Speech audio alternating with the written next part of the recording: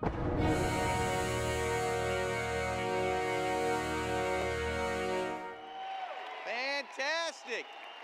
Thank you. Thank you. You know,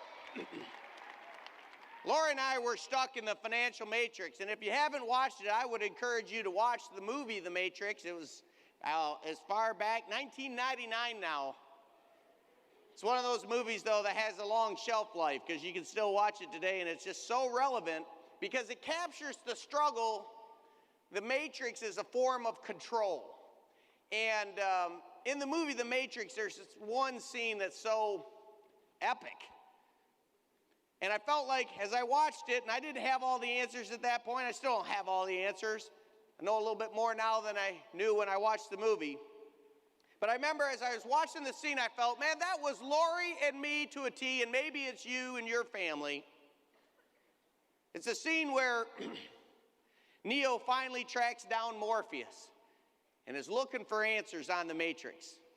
And Morpheus sits down in his sunglasses and says, "Do you believe in fate, Neo?" "No." "Why?" "Because I don't like the idea that I'm not in control of my own life." "Morpheus, I know exactly what you mean. Let me tell you why you're here. You're here because you know something. What you know you can't explain, but you feel it. You felt it your entire life. That there's something wrong with the world. You don't know what it is, but it's there, like a splinter in your mind, driving you mad. It is this feeling that has brought you to me. Do you know what I'm talking about?" And Lori and I looked at each other. "The financial matrix? Do you know what it is?" We nodded. The matrix is everywhere. It's all around us, even in this very room. You can see it when you look out your window or when you turn on your television. You can feel it when you go to work, when you go to church, when you pay your taxes. The financial matrix is the world that has been pulled over your eyes to blind you from the truth. What truth? That you are a slave, Orin and Lori. Like everyone else, you were born into bondage, into a prison that you cannot smell or taste or touch. A prison for your mind. Unfortunately, no one can be told what the financial matrix is. You have to see it for yourself. Are you guys ready to see the financial matrix? Does anybody here want to know what the financial matrix is?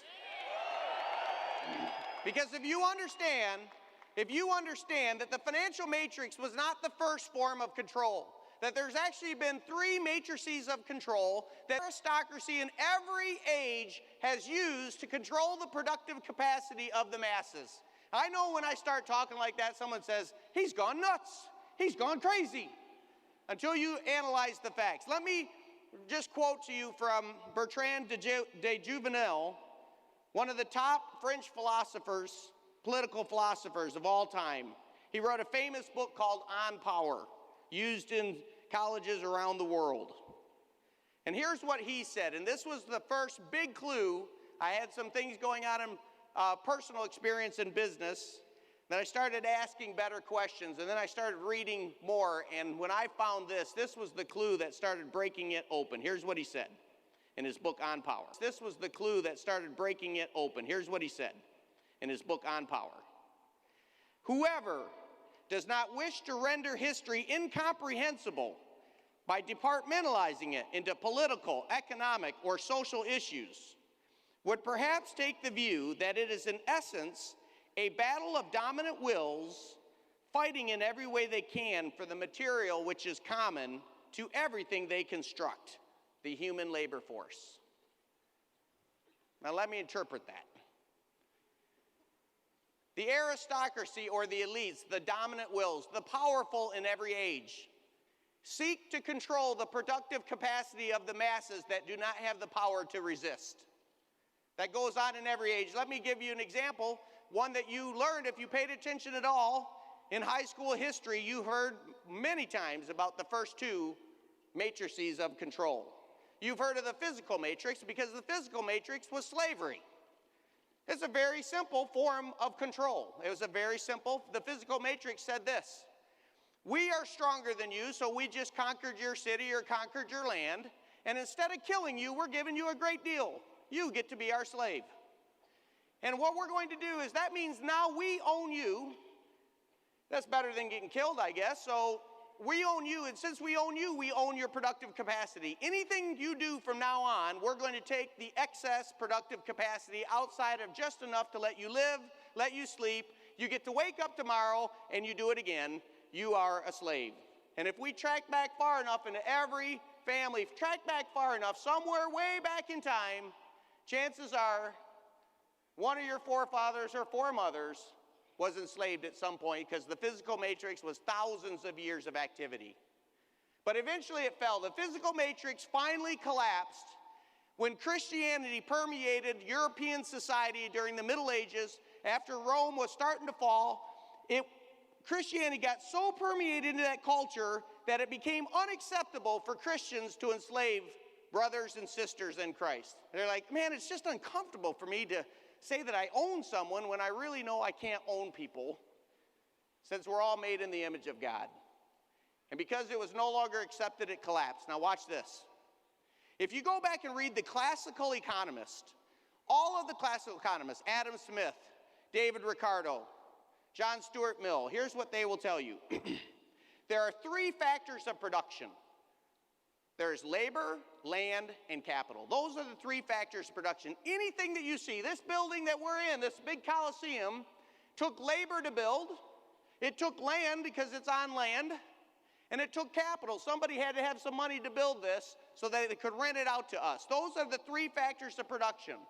So here was the insight.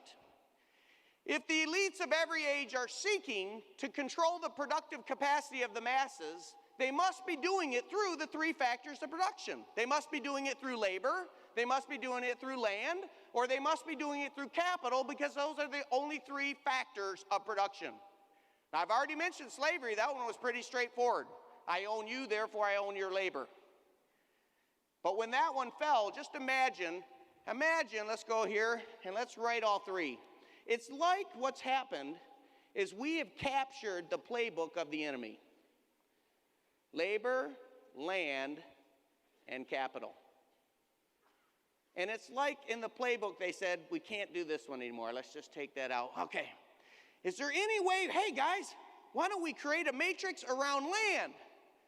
And if the theory is correct, we ought to see in history some matrix around land. Has anybody ever heard of feudalism? Serfdom. What was that? If you go search, you could Google it online right now. You'd search feudalism and it would say something like this. It was a system where the aristocracy captured all the land in Europe and forced the serfs to live on their land. Of course, when the serfs lived on the land, they had to pay a price to live on the land. And the deal was 50% of your productive capacity goes to me. You can plant that field, but I'm going to take half the harvest. And a couple days a week, you got to come over here and work my field because I'm the Lord of the land and I'm not going to work, so you got to work my land as well. And that system lasted for 1,000 years, the land matrix. So you had the physical matrix, it collapsed. The land matrix lasted for 1,000 years during the Middle Ages of Europe. And it only collapsed when the city started having a rebirth and the serfs figured out that they didn't need to live on the land anymore in order to survive. They could escape to the city. And the famous saying in the Middle Ages, one of them, is in the city air, the peasant breathes free. In the city air, the peasant breathes free. I can escape from my landlord. I can escape from the Lord of the land, escape over here and work as a baker, a butcher, a candlestick maker, or any of the other professions in the city, and I will do work, and instead of having to collect corn to eat, I can actually do the work and collect a little bit of gold, maybe a little bit of silver. And through using money, asset money, based upon gold, silver, copper, any type of asset, it started capitalism. It started a free market again. And the serfs started escaping the land matrix in droves. And it collapsed the land matrix because the landlords couldn't force the serfs to stay on the land anymore. And the land matrix collapsed. And it was the greatest day of freedom. You heard Oliver up here talking about freedom. When the land matrix collapsed, somewhere around 1450, 1500 AD, there were 400 years of the greatest growth in middle-class wealth. The people like us that didn't have a lord or a baron or some other nickname behind us. We weren't part of the aristocracy. We were just serfs. We were just masses of people that just were looking, yearning for an opportunity. And for 400 years, there was more wealth created by people that did not have aristocratic names than ever before in history. The gold standard was in place to where there was no ability, because the aristocracy, if you take a look at it, they said, man, labor's gone, land's gone. There's only one thing we can control that can still keep our matrices alive, and that is controlling capital. And you know, there was just one check. There was one check, one barrier that kept the aristocracy from controlling the capital, and that was the fact that anytime they printed too much paper, the masses could demand that that paper be restored in gold, and it checked the ability for them to manipulate the paper at will. That check, for 400 years, created the biggest blossoming of wealth for people like us. And somewhere around the turn of the 19th century, it collapsed with the beginning of the buildup and then eventually World War I. And when that collapsed, asset money disappeared. And what we've been living in since that time is debt money. Debt money. When you take a look at an economy, in the United States of America and Canada, it's very close. 70% of all the money that we see in the United States of America is created through mortgages. Debt money. Debt money. What they have done is they are slowly but surely bleeding the freedom from the people, and they've created a financial matrix. The physical matrix was the labor matrix. The land matrix was through feudalism. Now the financial matrix controls the capital. There's a saying, the golden rule says, do unto others as you would have them do unto you. There's another saying, the financial golden rule is, he who owns the gold makes the rules. But now with the financial matrix, there is now a third rule. He who controls the fool's gold controls the fools.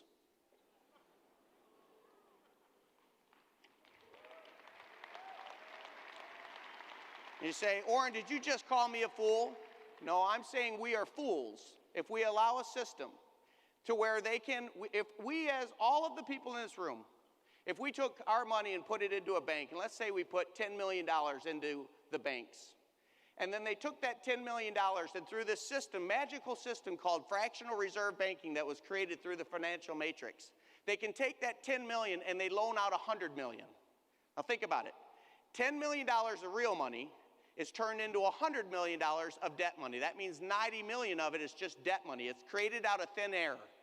When they give you a mortgage on your property, you think that that money came from other people putting money into the bank and they loaned it to you. But most of it actually was created out of thin air, and yet you've got to work for 30 years to pay back what they created out of thin air, digitized debt. Does that bother anybody else? I sat there, when I began to understand this, I'm like, what? This is the most amazing form. This is the most amazing matrix yet. The aristocracy has done better than ever before because they loan us fool's gold and we have to pay back in real gold. Can you just digitize money and send it back to them? I mean, have you ever thought that it's, I grabbed the Wall Street Journal the other day. I was in a private jet flying up here with Lori, and I was reading, I just happened to grab it. First time I've seen the Wall Street Journal in a year. And I just happened to look at it, and I just quickly look at the front page, and they're talking about quantitative easing and what the Federal Reserve is going to do with interest rates, which means how much money they're going to create. And I'm looking at that, and they're like, the best minds from the brightest schools are now sitting there. How much money are we going to create and put into the economy to stimulate the economy through quantitative easing, to make it easier for money to flow through the economy? It's something cool that doctorates discuss if you do it for the federal government and the banking system. If we as citizens were say, you know what? Let's tell the government we don't need their quantitative easing. Let's ease it ourselves and let's print monopoly money. If you just, produce yourself $1 million, ease the economy, save the world. If we did it personally, we'd all be thrown in jail. They get another doctorate. They win the Nobel Prize for printing money. We get thrown in jail for printing money. Does anybody see a disparity there? That's because it's the matrix. If you're the ones in control, it's legal to do what you, as a citizen, it's illegal to do. That's your first, because justice has no eyes. It's a biblical concept. Justice has no eyes. Justice does not see people. It sees it's right or it's wrong. The financial matrix is wrong. And what you heard Lori telling was her personal story, and then you heard the debt. When you realize that the debt of the world is not by accident, it's by profit. Their profit is our pain. The new motto when you get married is not till death do us part, it's till debt do us part. The American Psychology Association did a study recently, and this study revealed that 72% of Americans go to bed at night at least once a month worried about money, stressed about money. Over 50%, 52% said that they worry whether they even have enough money to make their bills that month. Is anybody else concerned when half the people in the United States of America, and again those statistics follow across the civilized world, because of debt money, people no longer have real asset money, and the value of the money changes at the will of those in power? Oh, Orin, I think you're exaggerating. All right, well, let's just take a look at their admitted statistics. Their statistics say that if you took a dollar bill, a 1913 dollar bill, and buried it, put it in a box and buried it, and 100 years later, your grandfather did that, you come back 100 years later, pull that dollar out of the ground, and choose to spend it. What used to be able to buy a dollar's worth of value now buys 4 cents 100 years later. The financial matrix has siphoned off 25 times your value. Another way of saying that is it takes $25 today to buy what $1 used to buy in 1913. This is catastrophic. One more point. If you take a look at, I mentioned earlier that 70% of all the money in the United States of America is created through the mortgage system. The mortgage system, if you added up all the value of all the houses in the United States of America, you would come up at a figure of around $26 trillion worth of value. If you added up the value of every house in the United States, $26 trillion is on the line. If we go back to 1950s and ask, how much equity did the average American have in their house? That statistic would be somewhere around 80%, which means most of the house was owned outright. They only owed 20% on the left of the value on a mortgage. Very impressive statistics, actually. But the financial matrix never rests. Every night you go to bed, the financial matrix siphons off more money from you. Today, those same figures, 1955, 80% equity. 2012, 30% equity. 80% to 30%. That means 50% of the value of all the properties in the United States that used to be owned free and clear are now in debt. What is 50% of $26 trillion? Is that 13 trillion? That was more than the national debt until just recently. That money was lost by you, by me, and by other Americans, and really across the civilized world they're using the same techniques. All of that, the financial matrix is siphoning off the wealth over that 400 years that was created by the gold standard. In the last 100 years, most of that 400 years of wealth creation is now being siphoned back to the aristocracy. It's the most powerful form of control ever created. The fact that more people aren't asking, what is the financial matrix, merely backs up what the movie The Matrix said. They said the system is so perverse that people will fight for the debt system. They will fight to protect the very thing enslaving them. Do you know what's absolutely nuts about the financial matrix? The financial matrix is the only matrices ever created that doesn't coerce people into their enslavement. When you were a slave, you knew you were a slave. They forced you to be a slave. They were stronger than you. When you were a serf, you knew you were a serf because they forced you to live on the land to protect you from other lords that would attack. But when you're a subject of the financial matrix, you sold yourself into it.